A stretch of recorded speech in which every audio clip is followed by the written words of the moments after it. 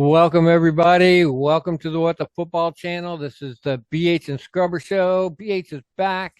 Today's show, we are going to be doing the upcoming preview for the Eagles game that's going to be on Sunday. And just as a reminder, on Sunday, please join the What the Football channel. We will be doing a live reaction, play-by-play.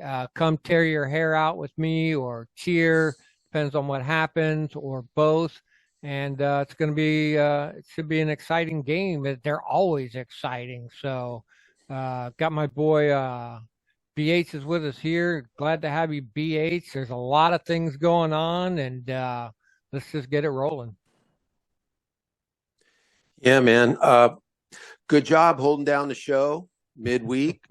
I thought that was a great rant. You really laid it all out there. Man, I hope Ron and the boys were watching that. Yeah. Could have learned a little something. So yeah, here we are with the Eagles again. We actually played them pretty tough and lost in overtime. Actually, probably, we had some gaffes and had some problems, but overall, we kept up with the Eagles. So let's see. Let's do a little bit of just do some quick stuff on the injury front. We know that Cody Barton and Sadiq were probably going to be out anyway, but now this afternoon they put them on IR. We'll see. Probably short-term IR. Both injuries sound like 4-week injuries, so we'll see. I think Curtis Samuel and St. Juice both are listed as questionable. St. Juice had a full practice, so I think Curtis Samuel will play. It's just one of those typical middle of the season nagging injury things. I think he'll be fine. For the Eagles, Roby, the corner, is out. They're a little thin at DB. They've been having some issues back there. I know that Bradbury, the other corner, and Zach Cunningham, linebacker, they're just listed as questionable, which means they're going to play. So I expect them. Now, the only other one is Jordan Davis, their big defensive tackle. He's listed as questionable, big guy, but it is a hamstring. And so hamstrings, and dude, that dude's got his hamstring as big as my leg. So, he could, it wouldn't be a bad deal, if he had to just take a week off and get better. The only other thing is there on the Eagles side is they did trade for safety, Kevin Byard from Tennessee, he's pretty good. I don't know if he's ready to roll right in. He might be. He's a veteran. I don't know if he'll play a lot of snaps. They need a little bit of help back there, although I think their safeties are fine. But anyway, that's the Eagles just don't stop adding people and trying to get better. I think it was just 2 weeks ago they added, I think, Julio Jones. So, they signed Julio, who was kind of in retirement. So they're always looking to get better. So they signed this guy. Not sure how much impact he'll have for our game, but we'll see. So that's that. We brought Jabril Cox up from the practice squad. That's news. People have been kind of screaming for that because he was a really good college player. But very limited time with his time at Dallas due to injuries. I think that's why they finally they let him go and we picked him up. But I think that's the kind of guy that you pick up and see what can happen. I don't think it doesn't hurt anything. So we got Jabril up there. And then the only, I guess the other big news would be Fedarian is officially on that 21-day thing. Now he's come off the 4-week IR. So, and they said he's practiced all week. We'll know tomorrow. He may be in the starting lineup. So that would be great. That would be great to have Fedarian in there rotating with the other big boys on the inside. Yep. So that's that. So I don't know. So that's kind of it. Let's talk a little bit about our offense going against their defense. They're really good top to bottom and a great D line. We actually did some good runs on them last time. The guard situation is kind of crazy now, filling in for Sadiq because they haven't really announced anything. We were talking earlier that Larson might be the center, but have you heard anything definitive on guard? No. You mean for Sadiq? I was Yeah. assuming Chris Paul. So Okay. I don't know if Cornelius fills in for something like that, or I don't know what they're. I thought it would just be Chris Yeah. Paul, but he's been on inactive list every week too. So Yeah. Healthy and active. And I know yeah. they put Stromberg in when Sadiq had gone down for a couple plays or went Hmm. out with that injury. So he went in. Don't know how he played. There's a, since what's his name, Gates is getting replaced at center. There was some talk of him. He is a center slash guard. He Hmm. could move over. Hmm. So this is something to think about. Kind of the theme here too is, you know, is it. I think that Gates struggled. I saw enough of him, him and Sadiq missing those blocks a lot of times and seeming not to be able to pick up stunts, like they both go one way and the stunt guy had Yeah. come the other. I don't know, so his play wasn't that great. Well, it wasn't that horrible. But he is the guy that calls the line calls. And so I don't know if that's an issue. Think about that. Is the issue with Right. his play or is he not getting line calls right? And Right. so they had to bring in Larson, who they know, right? Larson's played tons of snaps.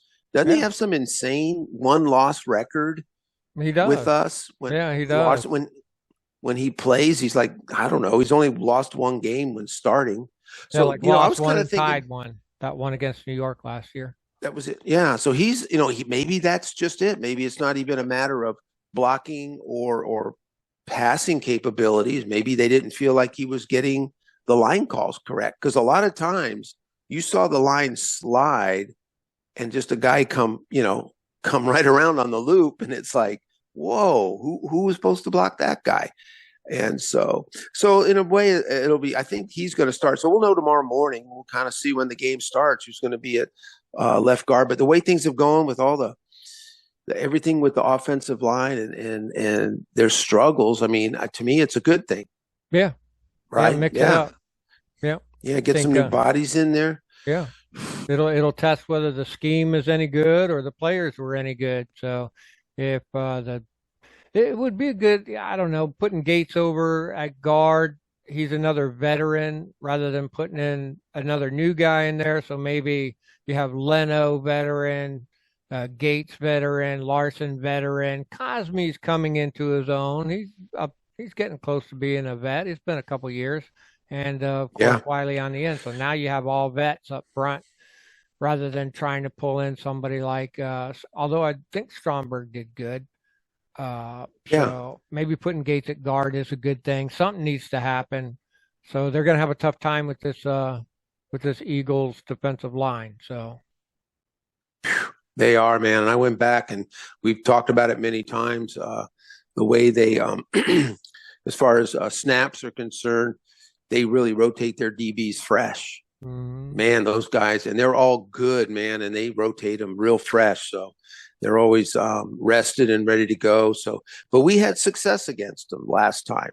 I mm, know it seems like a lot's changed since then. yeah, Um, but we do, you talked about it too, it just seems like the constant pass plays, constantly throwing the ball. It's like almost like we've forgotten about the run.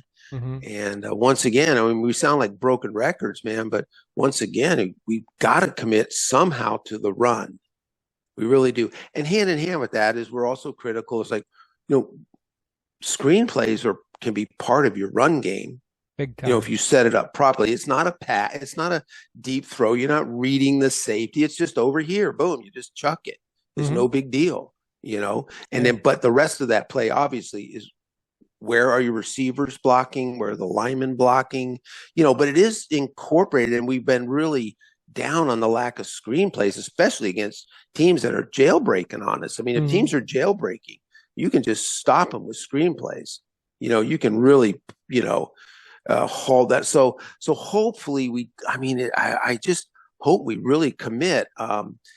But man, I watched that game last week, and man, I know I'm going back again, back and back and back, but man, a lot of A gap, B gap, the runs are just like It's God, and terrible. you know what was hilarious? I was telling my wife, we were sitting on the couch watching the game, the Minnesota game that night, and I was kind of relaying just a lack of creativity. I said, you know, she asked me what I was doing. I said, I'm cataloging every snap just to see what kind of un a different kind of play, not a standard play. Is it a draw?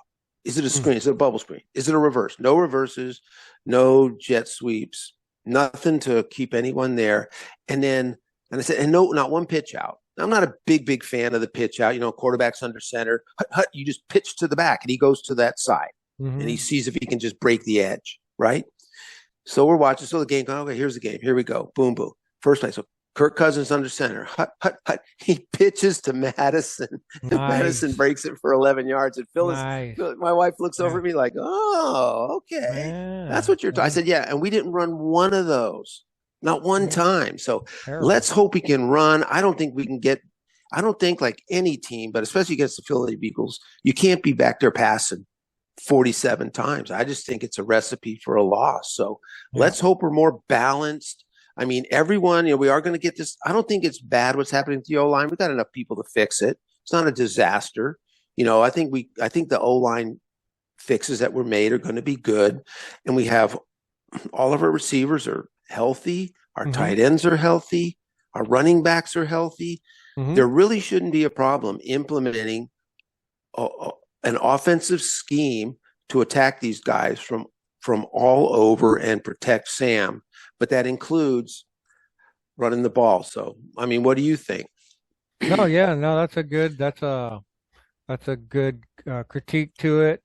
You hear me every week. I like a screen. It's hard for a team to get a screen going, but you got to stretch the defense out. You got to keep them guessing. If it can, hold the linebackers for just another split second or something like that. Also, too, running the ball and screens kind of give the offensive line a bit of a rest too. If you got to block for passing every single time, that's going to wear your ass out.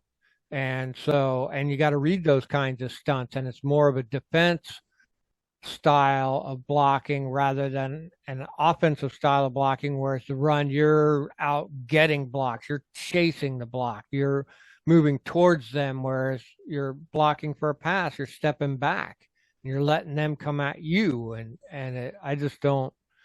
It's not a good mix. Also, I'd like to see Sam under center more, and he's Yeah. got to learn to help with the offensive line. Can't They're down and they're trying to hike the ball and trying to see what's going on. Now he's got to watch for who is motioning towards him, who's going to blitz, and I don't think he's quite strong enough yet to point those guys out. A good quarterback will point out, who the mic is and what side they're coming from, or watch out for this guy over here. It looks like he's going to blitz. And I don't, if you're just relying on your front line, I just don't think that's a recipe for a win. Your quarterback has to Yeah. see it, and he needs to guide the offense in that direction. So, yeah, we had a good running game against them last time. Uh, yeah, just start working their DBs pretty hard. Their slot guy, I think, is going to be a little weak. So maybe target the slot guy, do, the little crossovers and things like that, and try and get it down to Terry. If you see the good one-on-one early in the game, get it to him early. That stretches them out too. If they think you're going to pop it down the field, if you know Terry while he's still fresh in the first and second quarter, get him a one-on-one, man, throw it to him downfield. Make them guys keep guessing. And yeah, they should be able to do good. The Eagles are beatable. The offense just needs to tie it all together. I said, all the pieces are there. Why can't you where's the glue? What's not holding them Yeah. together? Why is that not happening? You can see everybody there is good enough to play on the offense. It should be easy. And for some reason, it's not. So maybe this week they tie it all together because they really need to. They need to put some points on the board this week. That's been one of our real struggles. It's just no offensive points, just none. I don't care if your No. defense lets them have 24, 28, or 30. Your offense still needs to put points on the board. And so we do rely pretty heavy on our defense to keep the other team's points down so that our offense only has to score so many points, and that's not really that's not a plan to win. That's a loser's plan. Yeah. So, yeah, I agree. Yeah, and seven points that's embarrassing in the modern NFL. That's like a yeah, shutout. yeah. That's like the Broncos. That's ridiculous. Yeah. Hey, wait a minute. Hey, sorry. No re- Hey, God, no reason to get nasty. Yep. So our offense, we'll just see. They're the trouble now on the defense. You really want to see them. Jalen Hurts. He had a sore leg last week. That might work on him. Yep. Obviously, they got to do something about uh, AJ Brown, and they got who Devonta Smith on the other side. And they got Goddard they can go to. They got Swift. Julio. Yeah, Julio Julio's now. back. And they DeAndre got Swift. Swift in the backfield, but he's the only real running back they got.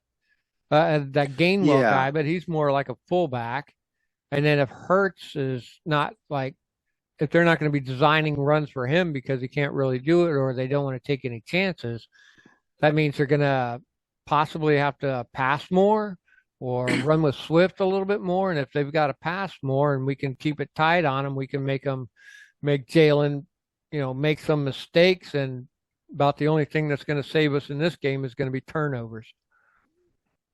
I agree. Yeah, turnovers for sure. And yeah, and Swift has been running. He's a smaller guy. He's definitely a threat out of the backfield, but actually he runs really hard and strong. Mm-hmm. He's pretty impressive for a smallish guy. He really does. He does not afraid to go between the tackles. And Gainwell does a pretty good job he's one of those 7 or 8 touches a game guy. But he does good with his touches, and he's even a threat out of the backfield himself. Mm-hmm. So yeah, I hope they have a plan for AJ, because obviously the plan 3 weeks ago did not work. So, Nope. Man, poor Forbes.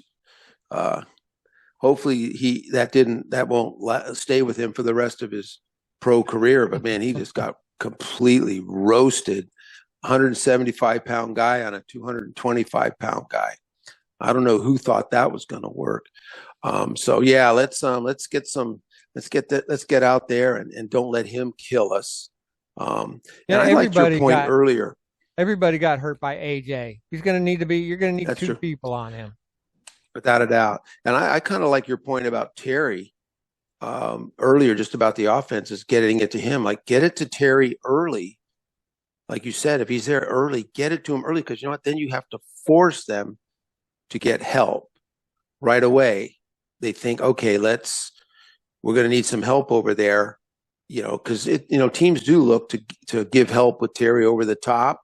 And if you can start getting successful with him early, then they might have to cheat a little bit over, and then helps the rest of your squad. And we've got, between Logan, Curtis Samuel, Dotson, we got some good players that can make plays. So anyway, I digress, but yeah, the turnovers. Yeah. I mean, whatever you can get, man, an interception, the defending the pass, and anything that we can do even a block kick, heck, having a punt return. I mean, that's not a turnover, but I mean, we need all those kinds of things. We need to block a field goal. We need to do something, get a hand on a punt, at least deflect it so it only goes 25 yards.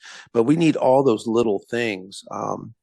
So I think I was thinking about that when we were talking about how there's some changing around on offense. Now on linebacker, it's going to be interesting that, Mayo is going to come in. I heard a bit of a buzz. Now let's watch this during tomorrow's game. A kind of a buzz that they moved Kaliki in at linebacker. Not so much. No, they did move Kaliki in, I think, in his hybrid role. So I don't know if that's what they mean. They'll bring in on passing plays, bring in Kaliki as the hybrid, with Danny Johnson as the extra corner. That's something they've always done anyway. But I don't know. They might bring him in as the Mike linebacker with Jamin on obvious passing downs. Leave David Mayo in on those early downs, because he will get targeted in the passing game. You know, so and then green dot. So that's the other thing is we know that Cody handled the green dot the whole time, and we were talking earlier, and we pretty much we'll find out there that it's almost got to be Cam Curl because he's about the only other guy playing 100%. And I mean, he should probably get it. He's a veteran. Mm-hmm. Yeah. Yeah, that's it. And it would be like he has done it before. It's just more like, does he want to? You know what I'm saying? Some people, I'm kind of that way too. Even if I was the one to be the green dot, I'd be the type of person like, I just want to do my own thing. You know what I'm saying? So, yeah. But he is the obvious choice for that. That's a tough spot we're in at that linebacker position because it kind of left us open to something like this happening.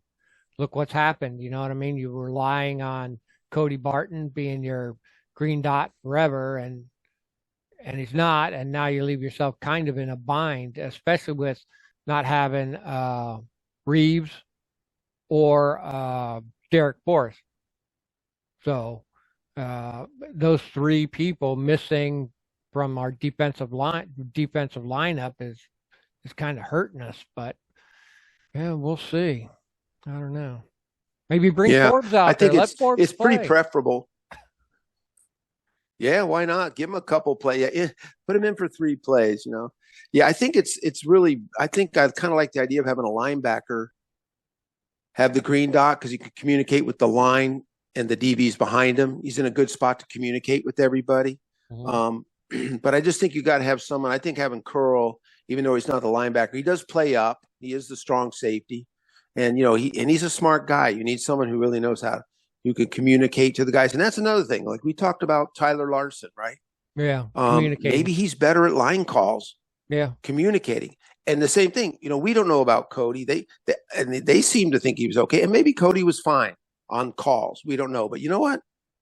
Maybe Cam's better. Yeah. Maybe Cam sees things in a different light, can put guys in a better position, and stuff. Who knows? I mean, so we kind of got 2 new on-field quarterbacks now that we didn't have before. We have 2 guys given direction that we haven't used before. So, and maybe that'll be an improvement. Maybe that'll be the thing we need, a new spark, because we need something. We can't just keep going like this because that last game was just, it was torture to watch, man, because it was like the way you described it. It was, it's not torture to get beat 48-0, dude. By halftime you're going, okay, you're getting ready for the next game. If you're a fan, you can see the handwriting. Well, it's torture when you see punt, 5 plays, punt, end of half, punt, interception, punt. I mean, dude, that will just drive you insane, watching that stuff. And well, it was, because when we were watching it, man, it was horrible. Yeah. So yeah, especially when you're only 7 points down.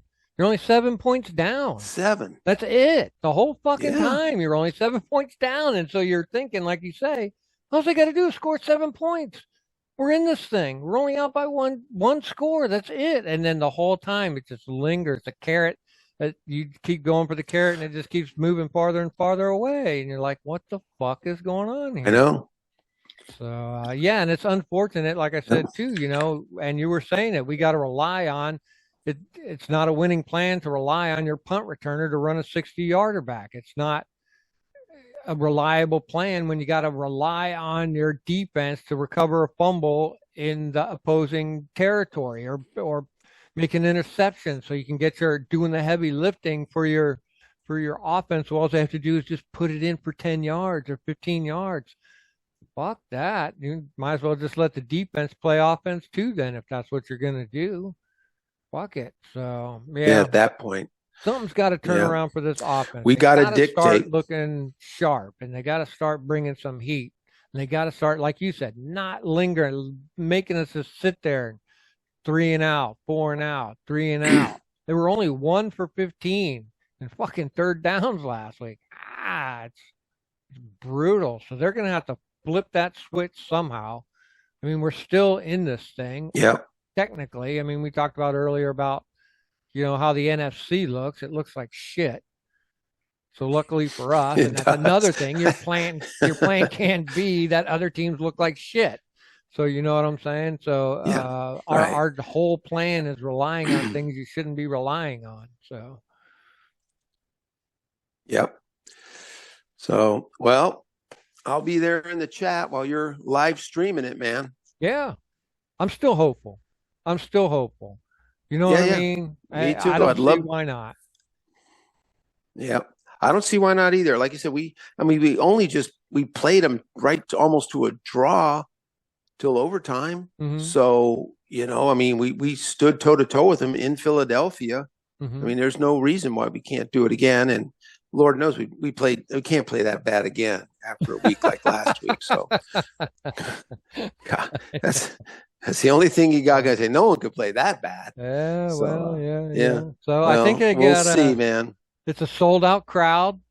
Thank you, Eagles fans. Yeah. Gonna Thanks, be Eagles. Yeah. Uh, wasn't gonna oh be, but the man, my Eagles son. fans came through for us. Sold out that Yeah. stadium. Yeah. Hey, their money play. Hey, my son went to that. Uh, Flew out to the Chargers. He's a Chargers fan. Went out to the Chargers game against Dallas on Monday night. Oh, he said he texted me when they got in. He said, "Man, this place is packed with Cowboys fans." Yeah, they like to He said it travel. was just like, oh yeah, wall to wall, man. He said, "Holy crap, man! Bummer. Same old Chargers." So, All yeah. Well, right. if you win consistently and you start beating people, and and then when the season starts, I was like, hey, let's get tickets and go see the Commanders. So, oh no, let's go. Oh, Let's have them go play Carolina. Let's go see them in a game they're going to win. Those Commanders are good. Let's not do that. That's happened. That's how teams look. They always pick the crummier teams to go see. Believe me, man. hmm. I mean, a lot of people aren't buying tickets to see their team in Philadelphia against the Eagles. Yeah. Oh, with those fans, Yeah. Ugh. forget it, man. That's a rough trip. Well, Yeah. so anyway, well, we'll take a full stadium. We'll take Yeah. it. Yeah, we will. So, Yeah, looking for the win here. It's the time of yep. the year they turn it around, mid-season, the Ron Magic, halfway through the season. Yeah, we'll see. I'm hopeful, ever hopeful. Thank God the We'll NFC see. is in the shape it's in. And so thanks everybody. Thanks, BH. We'll see y'all tomorrow. Yeah. All right, man. See you tomorrow. I'll be there.